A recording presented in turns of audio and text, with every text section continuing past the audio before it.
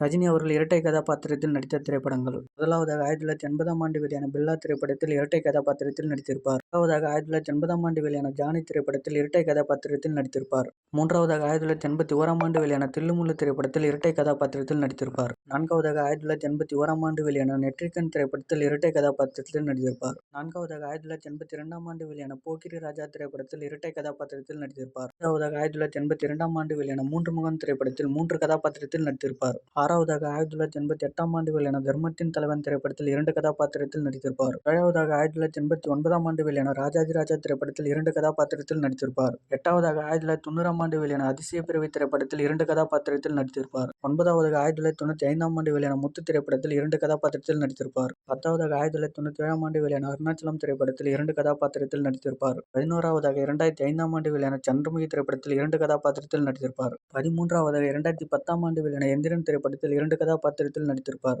14ஆவதாக 2014ஆம் ஆண்டு வெளியான கோச்சடையான் திரைப்படத்தில் இரண்டு கதாபாத்திரத்தில் நடித்திருப்பார்.